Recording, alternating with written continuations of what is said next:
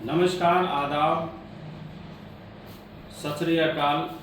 मैं आसिफ इकबाल कटिहार से आज एक काम टॉक शो का शुरुआत कर रहा हूँ सोशल मीडिया के प्लेटफॉर्म में। आज हमारे साथ एक शख्सियत मौजूद है, उसके साथ जानेंगे, बात करेंगे, कुछ चर्चा करेंगे, कुछ राजनीतिक हलचल, कुछ निजी ज़िंदगी से संबंधित बातें करेंगे।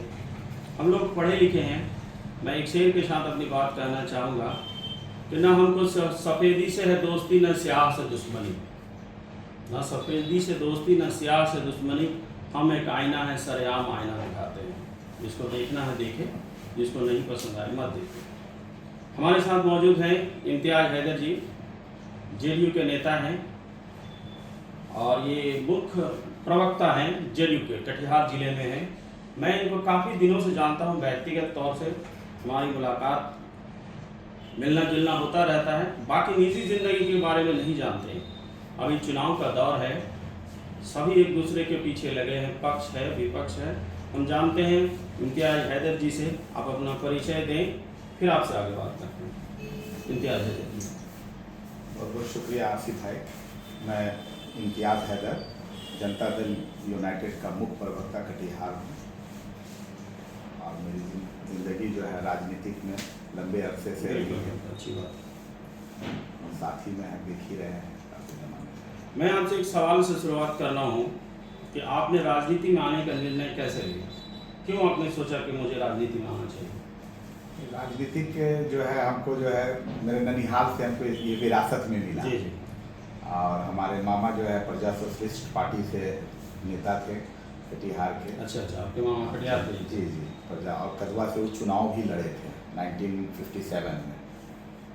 तो उसी एकांश हो जाता है कि मतलब जो है राजनीति का परिवार रहा। लगाव राजनीति में आने का मतलब आपके मामा से आप प्रेरित हो गए? जी, उन्हीं से प्रेरित। राजनीति के अलावा फिर आप क्या करते हैं? राजनीति के अलावा अपना छोटा मोटा शगल है, ना कुछ कर लेते हैं पेट के जुगाड़। अभी पिछले 15 साल से जनता दल बीजेपी की मिलीजुली सरकार रही, बीच में परिवर्तन भी हुआ, लेकिन मोटा मोटी तौर पर जेडीयू हर सत्ता में काबिज है। कटिहार जिले के लिए सत्ता में जेडीयू रहते हुए कौन ऐसा काम किया जो कटिहार वासियों को जेडीयू को फिर के तरफ आकर्षित होना पड़ेगा, यहाँ होना चाहिए? देखिए, सत्ता जब भी कोई परिवर्तन हुई है वो बिहार के भविष्य के लिए माननीय नेता नीतीश कुमार ने उसका परिवर्तन किया है और उनका पहला फिक्र ही रहा है बिहार। कोई ये नहीं है कि वो जो है कटिहार के लिए नहीं, पूरे बिहार के लिए, पूरे बिहार के लिए, समाज के लिए, पूरे हर वर्ग के लिए, हर धर्म के लिए काम करना उनका पहली प्राथमिकता रही। और यही वजह रहा, आप पूछे कि राजनीतिक में आने का, तो हम लोग इलेक्ट्रल रोल के पॉलिटिक्स में ज़माने से हम लोग रहे। हम लोग डॉक्टर राम प्रकाश महतो के साथ राजनीति की शुरुआत वहीं से, शुरुआत हमारी वहीं से है। उनके साथ हम लोग रहे क्योंकि एक अच्छे प्रोफेसर थे कॉमर्स के और पढ़े लिखे लोगों के साथ हम लोग को राजनीति में आने मिला। और समाजवाद का जो है जो गुण जो है उन लोगों से हम लोगों को मिला। हम लोग समाजवाद के पैरोकार रहे और उन्हीं के साथ मिलकर राजनीति के हम लोग कोई राष्ट्रीय जनता दल में कभी नहीं रहे। एक शख्सियत के साथ, अच्छी शख्सियत आपको काम करते तो उन्हीं के साथ। कटिहार में कौन ऐसी समस्या लगती है जिसको दूर होना चाहिए, जिसमें जनता को फायदा हो, विकास हो? कौन ऐसा समस्या रह गया है? समस्या में अभी बहुत, अब तो समस्या अब रहा नहीं है मेरे हिसाब से, क्योंकि समस्याएं कभी खत्म नहीं होती और समस्या जो है हमेशा बना ही रहता है। कभी आज ये खत्म होगा तो कल वो शुरू हो जाएगा, ये खत्म होगा तो वो आ जाएगा, ऐसे आते रहता है। और विकास की जो गाथा जो 2005 के बाद से जो नीतीश कुमार के रीजन में 20 साल के रीजन में जो आप देखिएगा कि 20 साल के पहले के बिहार का कंपैरिजन और आज के कंपैरिजन को अगर अभी देखिएगा तो शिक्षा में बहुत विकास कहाँ से कहाँ हम लोग हो गया। सबसे नीतीश कुमार के साथ हम लोगों के जुड़ने का जो रहा वो हम लोग 2013 में नीतीश कुमार के साथ हम लोग आ गए और उनके काम के साथ आए। हम लोग डॉक्टर राम प्रकाश महतो के साथ हैं। डॉक्टर राम प्रकाश महतो साहब चुनाव लड़े 2014 में। राम प्रकाश महतो तो अभी राष्ट्रीय जनता दल में जी बीच में भटक कर वो जेडीयू में भी आए थे 13 में, बस हम लोग उन्हीं के साथ ही हैं। कुछ दिन के बाद वो फिर वापस चले गए। सोशल एक्टिविज्म राजनीति में आपको क्या फर्क लगता है, समानता दिखता है? सोशल एक्टिविज्म आप हैं, हम एक्टिविस्ट हैं, उसका एक्टिविज्म है, और राजनीति में क्या फर्क लगता है या क्या समानताएं लगती है? देखिए, सोशल एक्टिव रहना जी। राजनीतिक में ये दोनों लगभग बराबर है, लेकिन लोग परिवेश को थोड़ा सा इधर उधर बदल दिए हैं आजकल। मेरा राजनीतिक का मतलब ही है सोशल के तरफ सोशल, बढ़ना जाना। बिल्कुल सोशल डेमोक्रेसी, सामाजिक के तरफ उनको बढ़ना। सोशल एक्टिविज्म ही है जो आप और हम बात करते हैं, सामने लाइव बात कर रहे हैं, राजनीति की बातें कर रहे हैं, लाइव होगा, सारे लोग देखेंगे, इससे बहुत सारे लोगों को, युवा पीढ़ियों को प्रेरणा मिलेगा जिससे आगे का भविष्य वो बन सकता है। पार्टी की क्या विचारधारा है आपका अभी विधानसभा चुनाव में? पार्टी की जो विचारधारा तो तय है।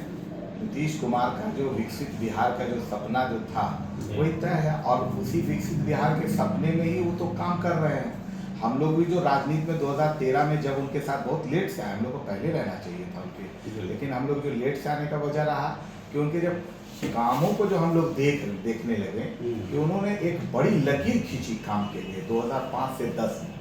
तो हम लोग 13 में जो है 12-13 के आसपास में हम लोग जनता दल यूनाइटेड से हम लोग प्रेरित होने लगे, और नीतीश कुमार का उनका सबसे अच्छा रहा कि समाज के अंतिम पायदान का जो व्यक्ति रहा, कोई पीछे खड़ा नहीं है, कोई पीछे नहीं रहे, वो आगे आया। और उसके आगे आने की सबसे बड़ी, जैसे आप देखिएगा कि दलित, शोषित, वंचित, अल्पसंख्यक के लोग जो है शिक्षा से दूर था।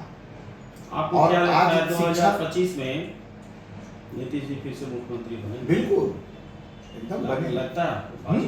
हाँ, नहीं एकदम घोषणा तो नहीं हुआ, नहीं, मुंबई जैसा हाल तो नहीं, महाराष्ट्र में जैसा हाल नहीं, वो देखिए महाराष्ट्र का राजनीति और बिहार के राजनीति में बहुत फर्क है।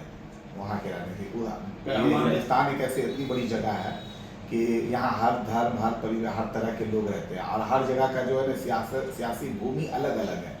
बिहार का जो सियासी भूमि है वो दूसरे टाइप का है। यहाँ हम आपसे उम्मीद करते हैं, कटिहार वासियों को आप अपने तरफ से क्या संदेश देना चाहें, खास करके युवा पीढ़ी को?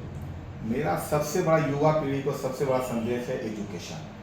बिल्कुल सही है, बिल्कुल एजुकेशन, कोई आप किसी इसमें नहीं रहिए, सीधा युवा पीढ़ी बच्चे जो है वो एजुकेशन की तरफ जाए। आपकी शैक्षणिक स्थिति ही आपको जो है सबसे बेहतर बनाएगी, और आज शैक्षणिक स्थिति ही बेहतर सबसे ज़्यादा नीतीश कुमार ने किया कि 2005 के बाद से उन्होंने अंतिम पायदान में जो हम लोग खड़े थे, मुसलमान खास करके, उन्होंने मदरसा के खास करके बहुत डेवलप किया। हर मदरसा के कर्मचारियों का वेतन कहीं न कहीं स्कूली शिक्षा वाले, ताकि वहाँ लोग जाना आना शुरू करें। उनका म्यार ये नहीं है कि मदरसा के टीचर नहीं, बच्चे वहाँ पहुँचे, बच्चे जब पहुँचने लगे शिक्षा का म्यार होगा। पहला आदमी है वो कि फर्स्ट डिवीजन करने पर आपको वजीफा देंगे, ये प्रेरित करना हुआ, साइकिल देंगे, प्रोत्साहन मतलब जो है राशि मिलने लगी, खाना देंगे, और लेकिन बच्चा किसी तरह से स्कूल पहुंच जाए। एक बार स्कूल पहुंच जाएगा, 10,000 रुपया से उसका कुछ होने वाला नहीं है। एक पोशाक दे देने से कुछ होगा नहीं, कुछ पेट नहीं भर जाएगा, लेकिन एक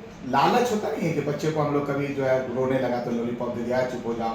तो उस तरह से जो है नीतीश कुमार ने प्रेरित करके सब बच्चे को लाके स्कूल की तरफ जोड़ दिया, और लड़कियों को, बच्चों को आज देखिए कि कितना बड़ा लकीर खींचा उन्होंने एजुकेशन के लाइन पर। आज हज भवन में हम लोग को ये आता है कि हज भवन साल में एक बार खुलता था, और वहाँ जाकर करके लोग हज करने गए, फिर हज भवन बना। आज हज भवन में यूपीएससी, बीपीएससी, नीट, जेई की तैयारी नीतीश कुमार करवाते हैं। पढ़ो, फ्री ऑफ कॉस्ट, रहना खाना सारा कुछ फ्री है, आप तैयारी कीजिए, आप पढ़िए, आप आगे बढ़िए। ये तो राजनीति की बातें हुई आपसे इम्तियाज भाई, जीडीपी की बातें हुई, आपकी व्यक्तिगत भी बातें हुई। कभी आपके मन में लालसा है विधानसभा चुनाव लड़ने?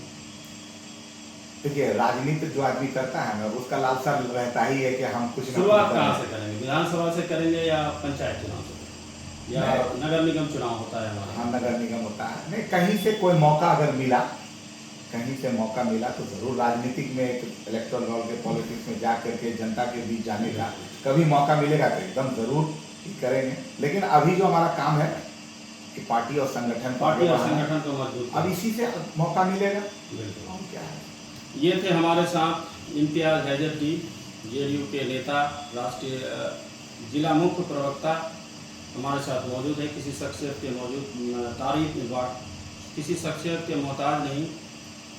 आज के लिए इतना ही। मैं आसिफ इकबाल, फिर मिलते हैं अगली कड़ी में किसी नए मेहमान के साथ। तब तक सब खैर, अल्लाह हाफ़िज़।